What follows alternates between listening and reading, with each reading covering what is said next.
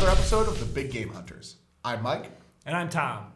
Today we're going to talk about Star Trek fleet captains from WizKids and designers Mike Elliot and Ethan Pasternak. But first, chit-chat. In today's chit-chat, we're going to be talking about game customization, the idea that you can add custom content to your existing board games. We hope you enjoy it.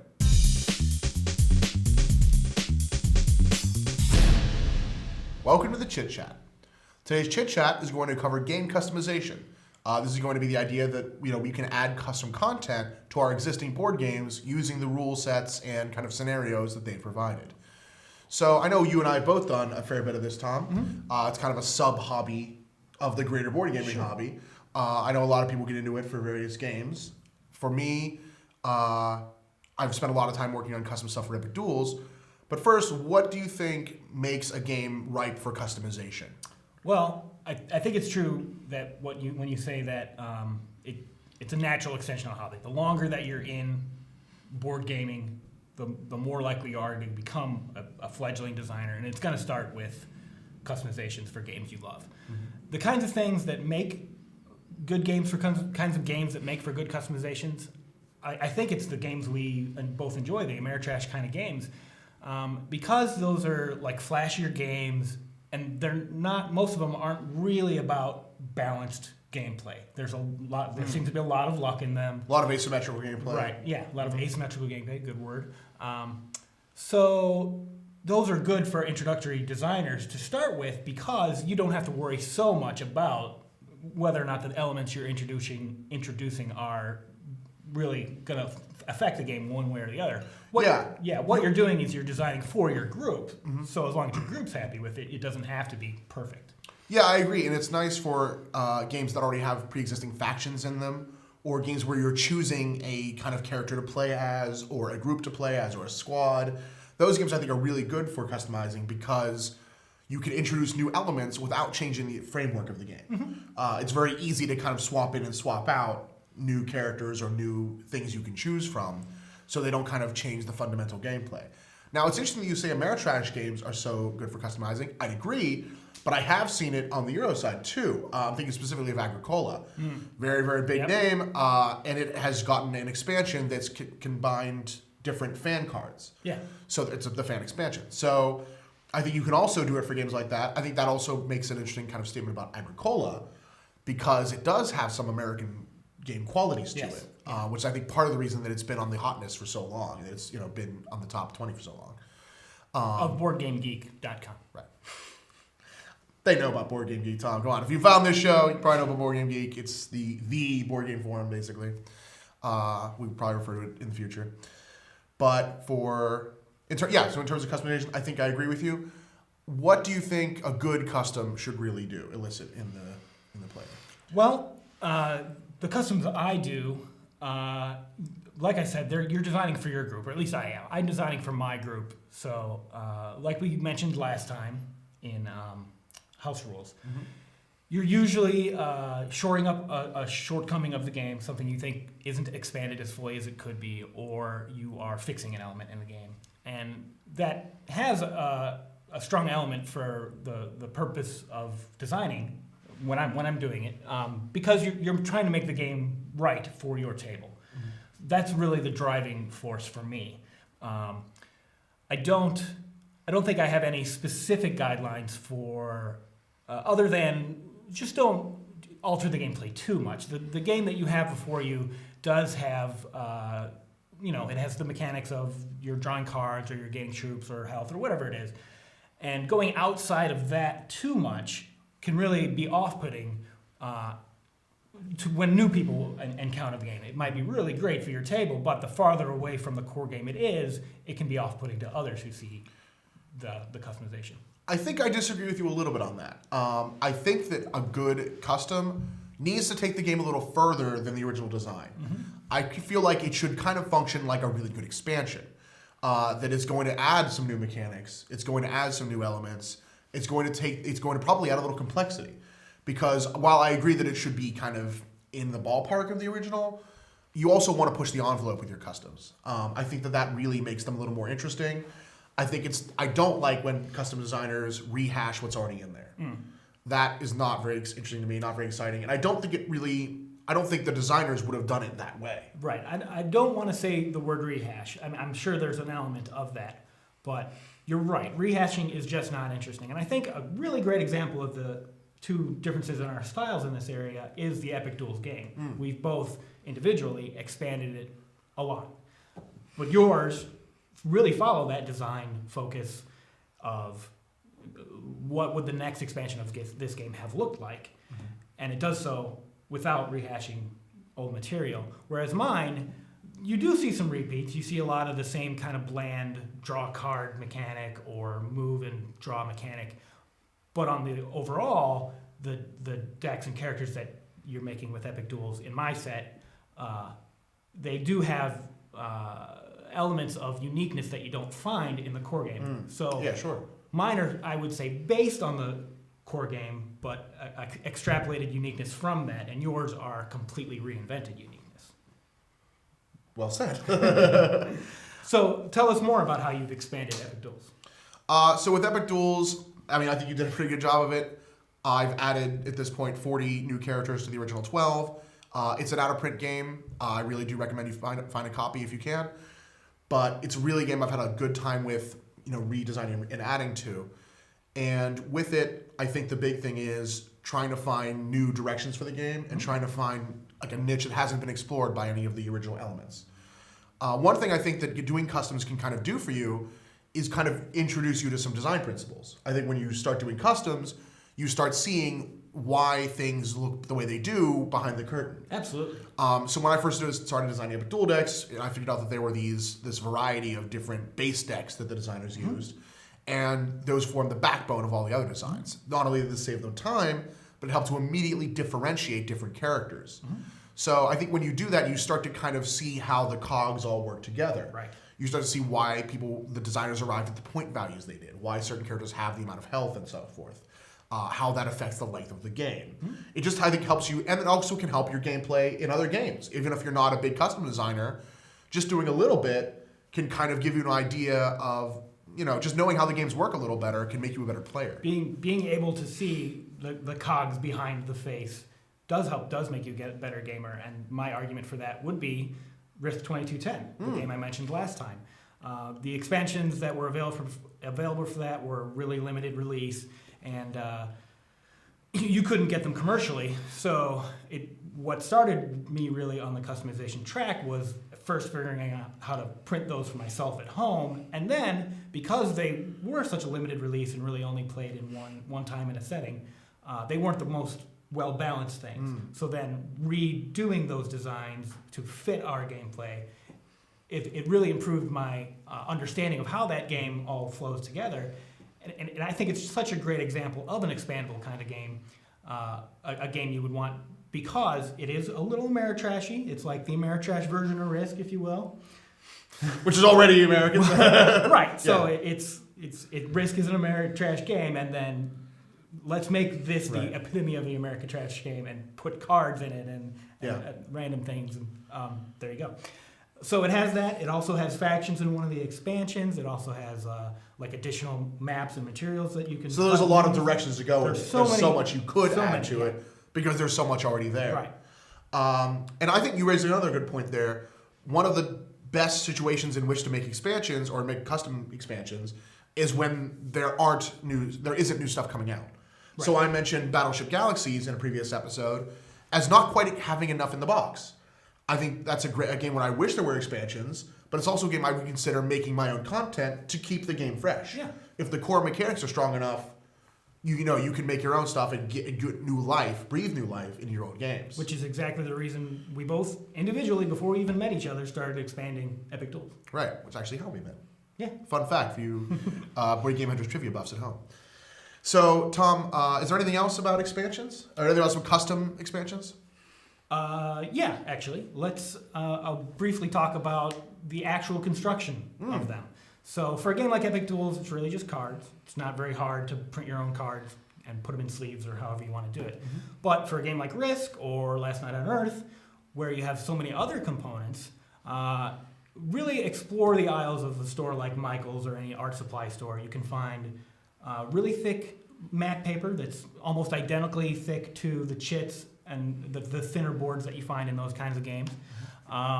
You can, let's see, in games like Risk, where the cards are so small you can't easily get sleeves for them, laminating an entire custom deck is a good way to make cardstock durable with lamination.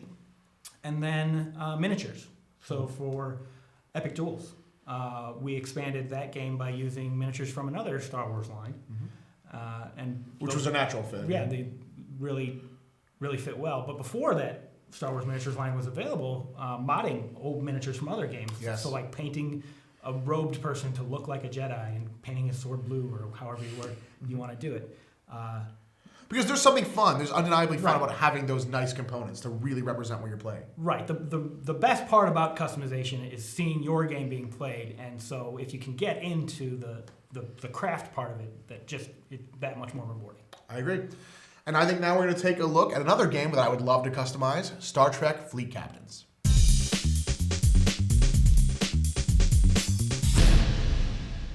Now I'm going to teach you how to play Star Trek Fleet Captains. Star Trek Fleet Captains is a space exploration and conquest game that really captures the essence of the Star Trek universe. To win the game, you'll have to achieve a number of victory points agreed upon with your opponent. The rulebook recommends 10, and I think this works pretty well. The game ends when one player achieves this goal. Specifically, if the first player of the game gets to 10 victory points, then the second player has one turn to catch up. If that player can meet or exceed the first player's victory point total, then the second player will win. Star Trek Fleet Captains is an expansive space game and has a number of components, the most prominent of which are the ship minis.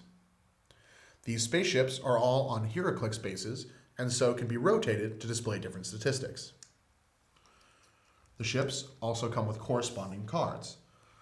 These reference cards show you all the faces of the different click spaces, along with having some special ability, a size value, which is used to determine how many ships you can have in your fleet at a given time, and a different number of each mission card that is associated with this ship.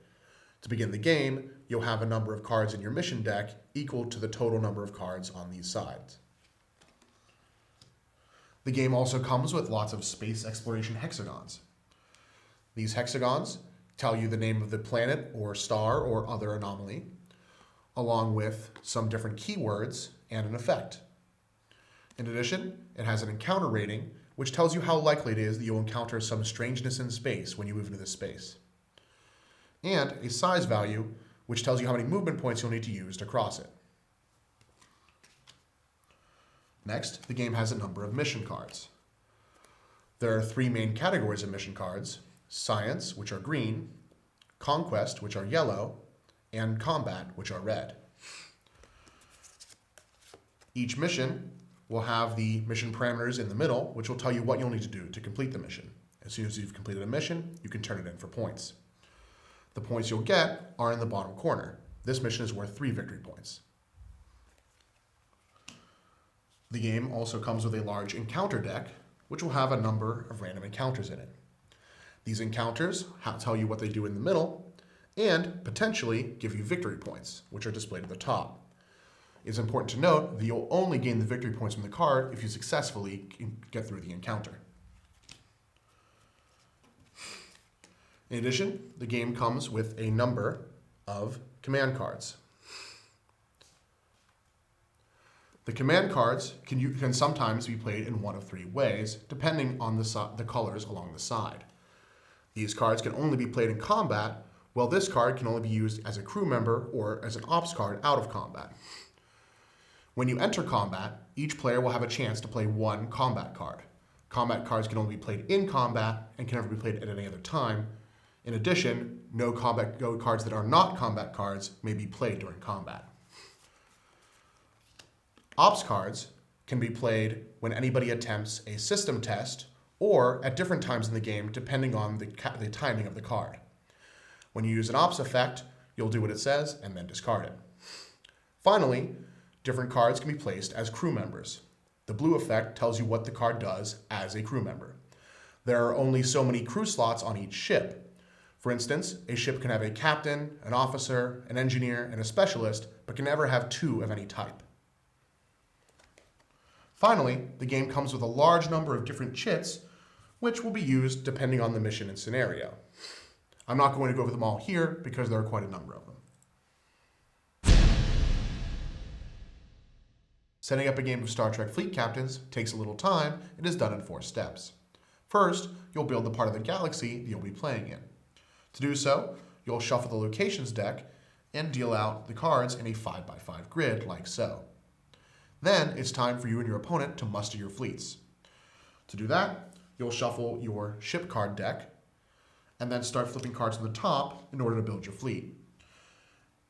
You'll play with a fleet size equal to the point value that you're playing to. So for a 10-point game, you'll be playing to a size 10 fleet. Each time you flip over a card, you'll look at the size value and essentially deduct that from the 10 points you have.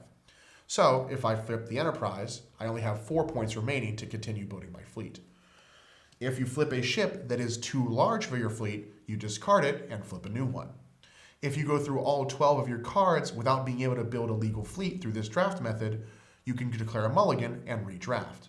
You don't have to do so, but if you don't, your opponent will get an advantage. You'll then take command. There are 10 command decks for each side included in the game, and each deck has 10 cards in it. You'll choose 4 of these command decks, such as the Captain Kirk deck, and then you'll shuffle those 4 decks together to form your personal command deck. Each player will do this, and then you're ready to receive your mission orders. You'll receive mission cards as indicated by your ships. So for a 10-point fleet, you'll also get 10 mission cards. These mission cards are determined by the mission numbers on the side here. For instance, the Prometheus comes with 1 science mission, 2 influence missions, and 2 combat missions. You'll take these cards from the various mission deck consoles, and then you'll shuffle them together to form your mission deck. In the beginning of the game, you'll have 3 missions in front of you on your first turn. Now you're ready to set up the game, it's time to learn how to play. Now that setup is complete, you'll play out Star Trek Fleet Captains in a series of alternating turns. On your turn, you can take 3 actions and do a number of other things. One of the things you can do on your turn is move each of your ships. Your ships will have a number of movement points based on their current engine rating. When you begin the game, you can have each ship start on any setting you'd like. When you go to move, if you move into an unexplored hex, you'll immediately flip it face up. It is important to remember that when you move into an unexplored hex for the first time, you are considered to have explored it, and once it's flipped face up, you'll have to face it toward you. This will be important if you have a mission that references tiles you've explored. The first thing you do when you flip a card is see if it has any effects, and then determine whether or not you have a random encounter. You'll roll a d6, and on the encounter results shown, you'll draw 1 card from the encounter deck and resolve it. If you do have an encounter, that ship's movement immediately ends. You may not break up movement for any purpose. For instance, you may want to try to make a power adjustment during movement. Don't do that. Then you'll look at the size value of the space. Your ship's movement points will have to be more than the size value in order to continue going. So, if you have an engine rating of 8 for the ship, then when you move into a size 4 nebula, you will lose 4 movement points but have 4 remaining. As long as you have at least 1 movement point, you can continue moving with every new hex deducting that number of points from your movement. You do not have to move your ships and take your actions in any particular order, with the one caveat that you cannot break up movement for any purpose. If multiple ships begin the turn in the same hex, they can move together as a task force. This has the advantage of exploring things as a unit and potentially overcoming challenges with greater efficiency. When you move as a task force, you'll use the lowest engine value of all ships in the task force. In addition to moving, you may make 1 power adjustment with each of your ships. You can do this at any time during your own turn, and you can interrupt other events by doing so. So for instance, if your ship encounters something in the encounter deck that requires a sensor test, you may make a power adjustment. When you do so, you'll rotate the clicks dial to any side you'd like. Well, hopefully that won't happen. You'll rotate the clicks dial to any side you'd like that is in the same color. So for instance, if you're in the white status, you'll move to any white side. If you're in yellow alert, you'll move to any yellow side. And if you're in red alert, you'll stay on any red side. In addition to your power adjustments, you can play any number of command cards. You'll have a 4-card command card hand at all times, barring a few weird cases. As soon as you play a command card, you'll immediately replenish it with the top card from your command deck. You can play a command card for only one of its effects in any given time. So if you play Mr. Sulu as a crewman, you can never use his ops effect unless he is discarded and drawn later or something like that. In addition, you can cycle one mission card. You'll normally have 3 mission cards in front of you. When you complete one, you'll draw a new one to replace it, but you can also discard one once during your own turn to draw a new one immediately.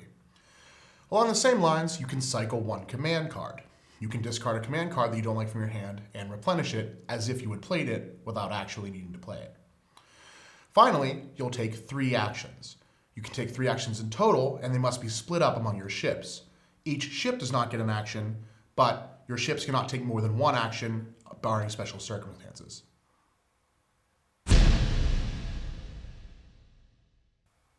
As I mentioned, you may take 3 actions on your turn. They may be the same or different actions, but no ship can take more than 1 action. The first type of action is a system test. Now, normally, system tests are triggered by various events or command cards. When you make a system test that you were told to make, you simply roll a d6 and add the relevant system. So for instance, if I have an 8 in sensors and I'm trying to make a level 12 sensor test, then I need to roll a 4 on the d6 in order to complete the test successfully.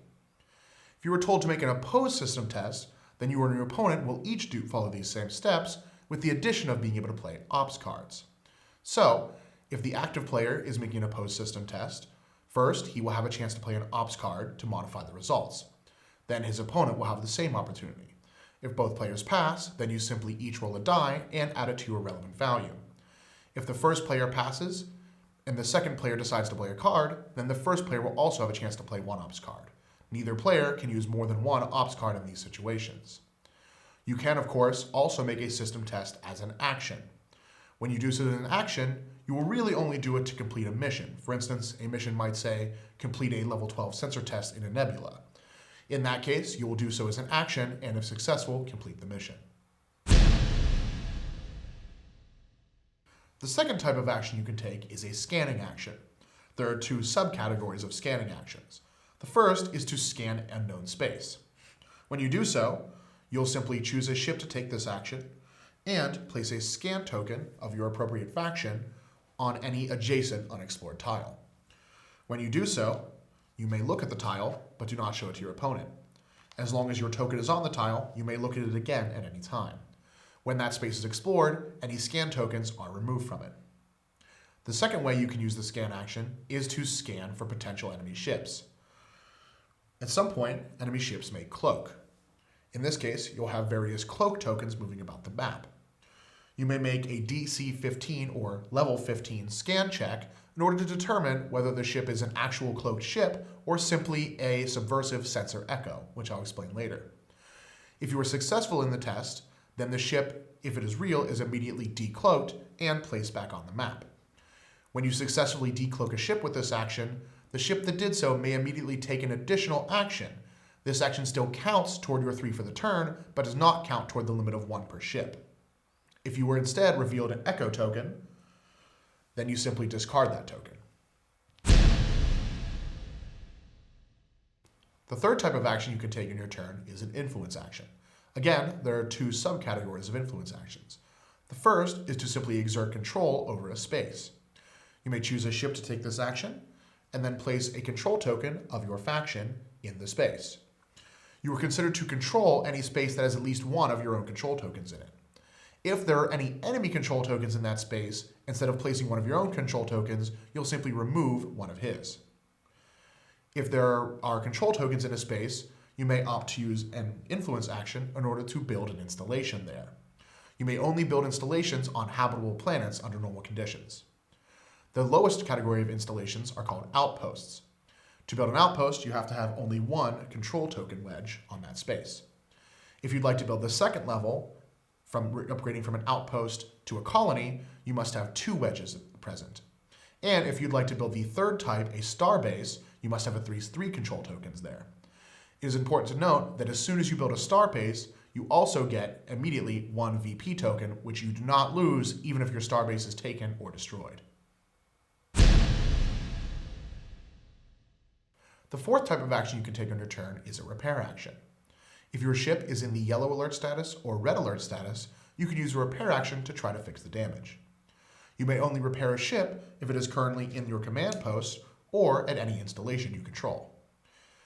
When you do so, you'll simply take an action with that ship and shift it 1 status higher, from red alert to yellow alert or yellow alert to fine status. If you are in your starbase specifically or on your command post, then you may do an advanced repair. This means that instead of using an action, you may also use your movement points for the turn. You can also do both if you choose. For instance, if I have a ship in the red alert status, I can give up its movement for the turn to move it to yellow alert, and then use an action with it to move it to white status. The fifth type of action you can take in your turn is a reinforcement action. You can only reinforce if your current fleet is of a size less than your maximum fleet size. It is important to remember that the first time you lose a ship, your fleet size will increase by 1. In addition, you can increase your fleet size by playing various command cards. To take a reinforcement action, you simply use one of your 3 actions for the turn, look at your ships that have not been destroyed and have not been deployed yet, and take one of them and place it on your command post. The sixth type of action you can take on a turn is a transporter action. There are lots of ways to use the transporter action, but none of them are terribly common. First, if you have 2 friendly ships in the same hex, you may freely transfer crew and cargo between them as one action. There is no roll required, and you simply can reassign crew or move your cargo around. However, if you're trying to transfer crew or items between your ship and an enemy ship, it's a little more difficult. When you do so, you spend an action and you make a sensor test opposed to the enemy's shields rating. If you are successful, then you may send 1 piece of cargo, retrieve 1 piece of cargo, or retrieve a crewman from the enemy's ship. In addition, you can force an opponent to discard one of his crew assigned to that ship. The crewman discarded is of his choice, and that opponent may instead discard a crew card from his hand in place of it. Finally, you can send and retrieve away teams to habitable planets. Certain missions will require you to place an away team. When you do so, you simply use a transporter action and place an away team token on a habitable planet in the same hex. The same process works for retrieving the away team token, and it's important to remember that you may also retrieve opposing away teams if you so choose. The seventh type of action you can take in your turn is a cloaking action. There are 2 types of cloaking actions. The first is to cloak your ship, and the second is to generate a sensor echo to confuse your opponent. It is important to note that only one of the Federation ships in the base game has the ability to cloak. It is more frequently a Klingon trait. When you go to cloak your ship, you will spend an action and simply clicks the dial, with hopefully less difficulty, onto one of the blue sides. When you do so, some of your systems will be disabled. For instance, while you're cloaked, you cannot fire weapons and may not use your sensors. In addition, your shields rating is not applied because you can never be attacked while technically cloaked. When you cloak your ship, you will take a cloak token that has cloak on one side and cloak with a number on the other. You'll place that token in the space that ship occupied, and then you'll place the ship itself back on your command post. The ship is considered to occupy the space that the cloak token is in. When you're moving a cloaked ship, you can move it into unexplored space, but that will immediately end your turn. When you do so, you do not flip the tile and explore that space. Otherwise, it moves normally at your current cloaked engine rating. The other thing you can do with the cloaking action is to produce a sensor echo. When you do so, you'll take another cloak token that says cloak on one side and echo on the other. This token will be placed in the same space as your initial cloak token, and then you'll shuffle them together and replace them. You can look at them freely, but your opponent cannot. From then on, they move independently, but neither one can move more than your current ship's speed rating. When your opponent discovers your cloaked echo token, it is discarded. The final type of action you can take in your turn is a combat action. If you and your opponent each have ships in the same hex, then you may use an action to make an attack. When you do so, you'll follow the same general formula as used for an opposed system test. First, you will have an opportunity to play a combat command card, then your opponent will have the same opportunity. If you pass and your opponent does play a command card, then priority passes back to you to play one. Once each player has either passed or played a command card, then you go to the fight. You'll use your weapons rating as opposed to your opponent's shield rating. Each player will roll a d6 and add that to the appropriate result. If your weapons rating with plus die exceeds your opponent's shield rating plus die, then you will do 1 damage to that ship. If, however, your total weapons rating exceeds it by double, then you will do 2 damage. If it exceeds it by triple, you'll do 3 damage and immediately destroy the ship. Each point of damage will move the ship 1 space on the track. So, if the ship begins in white status and takes a damage, it moves to yellow. If it is in yellow and takes a damage, it moves to red. Along the same lines, if it's in white and takes 2 damage, it moves immediately to red alert status. In addition, if you begin your turn in a space that contains enemy ships, in order to move, you must make a breakaway roll. When making a breakaway roll, you take your ship's size and oppose it to all the combined enemy ship's size. You'll roll a die, and your opponent will roll a die and add it to those numbers. If your breakaway is successful, you may move normally. However, if it is unsuccessful, you still move normally, but your opponent can make 1 free attack against the breaking away ship. Along the same lines, if you try to move through a ship that contains enemy ships, you must make an evasion roll. This follows the same formula as the breakaway roll, but instead of taking a free attack, if you fail it, you simply must stop moving immediately when you encounter an enemy ship. Now you know how to play Star Trek Fleet Captains.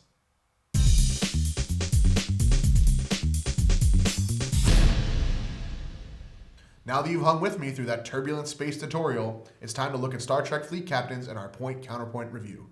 Because Mike and I agree about the game, I'm going to roll to see which of us will argue for it and which of us will argue against. If it's even, I'll take the pros, and if it's odd, he will.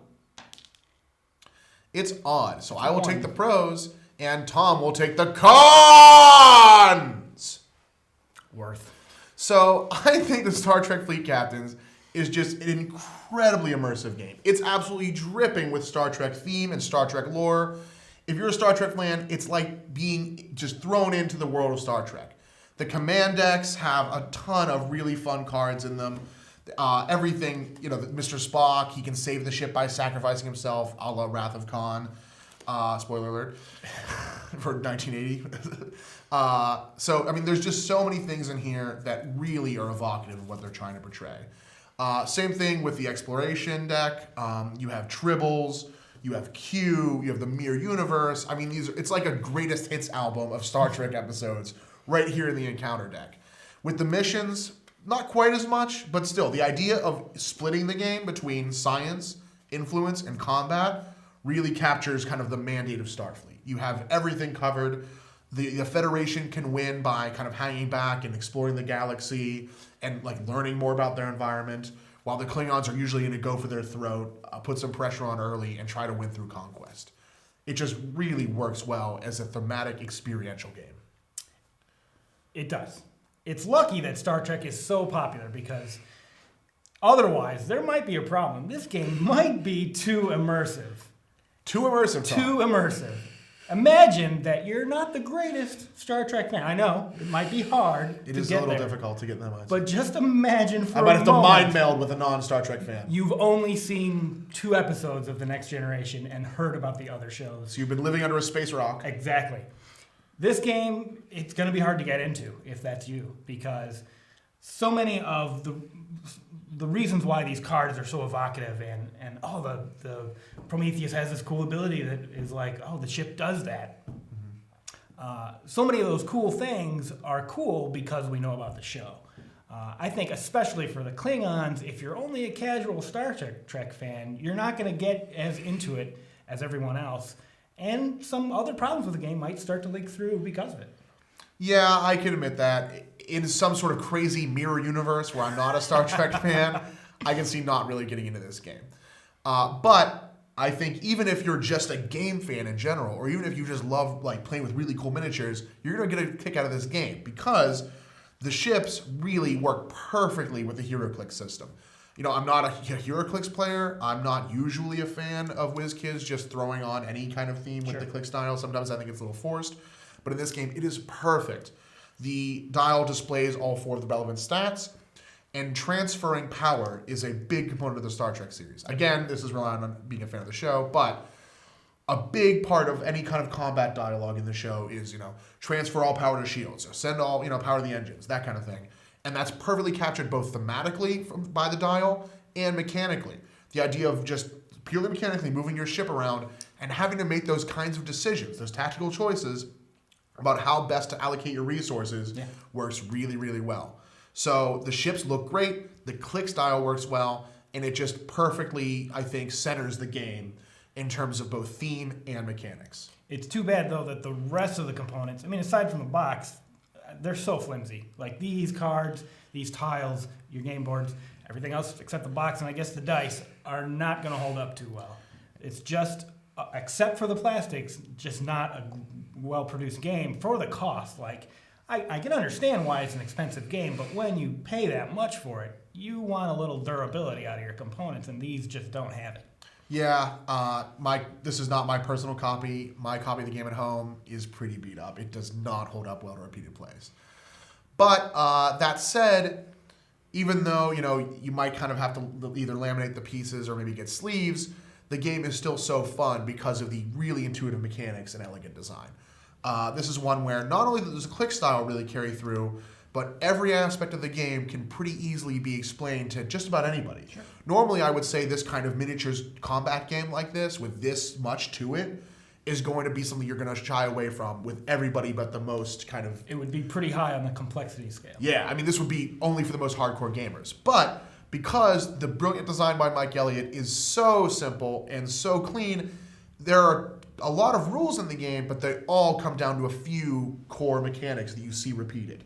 So, for instance, the resolving opposed system tests. You look at one of your ship's stats, you roll the die, your opponent uses his stats, rolls the die, compare them. You each get to play one ops card. It just makes a lot of sense. Doing a single system test, same thing, but your opponent's out of the mix. Resolving a combat, just like an opposed system test, but you're using combat effects instead of the ops effects. Mm-hmm. Doing a test to complete a mission, same thing. So those system tests that are all driven by the dial are just pervasive throughout the game. You always can go back to how those work in a core way, and that gives you lots of rules from that one kind of branching rule. It makes it really easy to learn the game. It is. It takes a little while to teach this because you have to go through everything, but I feel like everybody I've shown this to has got it instantly. By turn 2, you totally know what's going on. You might not have the best strategies yet, but people totally grasp these rules because they're all so intuitive. Intuitive is right, and elegant is also right. They did a really great job with bringing everything together. It's just too bad that the very beginning of the game can just mess up the whole thing. So it all comes down to your starting fleet. We've seen it a few times where if you just get average ships that aren't specialized in any one particular direction, and your entire fleet is composed of those. Or ships that are very specialized in different directions. That too. Sure. Anything that can build your mission deck to not being focused is the point. It's just almost impossible to work around that strategy. Yeah, you can mill out missions, but you're just wasting turn while your opponent is taking care of business. Yeah, that's true. It just gives you kind of an unfocused feeling. But on the whole, what are your thoughts on it, Tom? This is an exciting game. I've played it. I don't own it yet. I've played it exclusively with the show's copy of the game. I've played it at conventions, and I've always been excited just looking at it. Despite I didn't notice until we started to review it that it had the weaker cards, so that brings it down a little bit for me. But it is Star Trek, and it is well produced, and it is easy to learn, even for what might masquerade as a higher strategy game. It is easy to learn. And it's right up my alley with the balance of luck and skill. So I'm going to give it a 9 out of 10. Wow.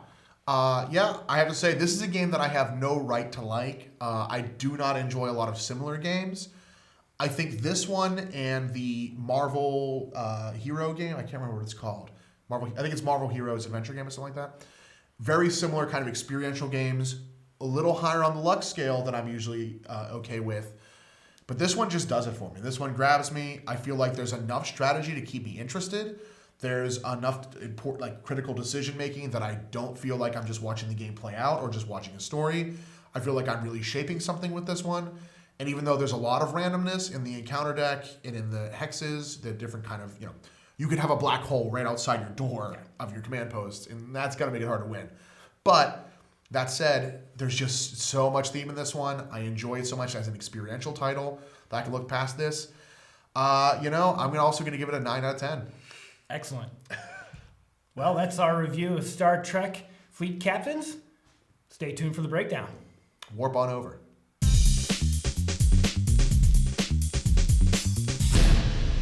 Now it's time for the breakdown of Star Trek Fleet Captains from WizKids and designers Mike Elliot and Ethan Pasternak.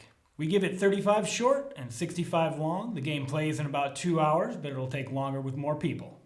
We give it 65 slow and 35 fast because occasionally you'll play a card on your opponent's turn, especially during combat, but otherwise you're waiting for your turn to rematerialize. We give it 60 luck. There are many random elements in the encounter cards and the location hexes, but we give it 40 skill for when and how you play your command cards, move your fleet, resolve your objectives, and because you can use skill to mitigate the dice rolls. It's about equal on strategy and tactics, but because of the long-term nature of your missions, we give Fleet Captains 60 strategy and 40 tactics. Most of the gameplay is interactive. We give it 65, but you can adapt a strategy that basically ignores your opponent, so we give it 35 independence.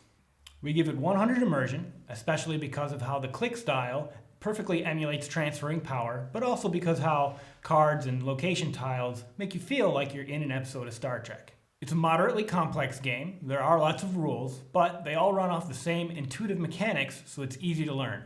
We give it a 45 simplicity and 55 complexity. A perfect 100 in grandeur, because not only is it a big game, but it's an appealing game. It'll really grab the attention of any Star Trek fan.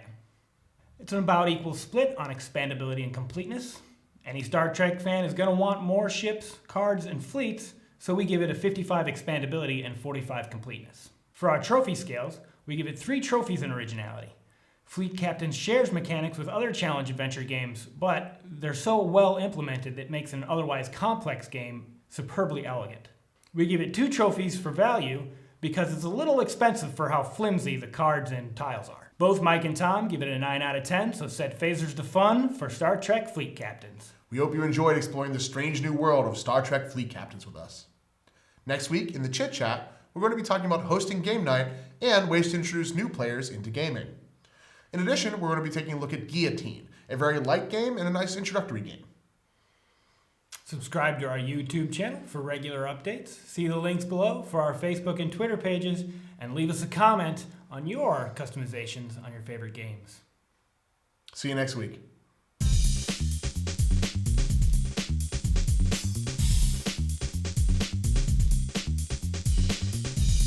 Today we're going to talk about Star Trek Fleet Captains from WizKids and designers Mike Elliot and Ethan Pasternak.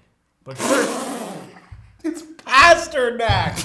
There's no E's anywhere! Don't just move the E's! It's not like if you put the E earlier, it's better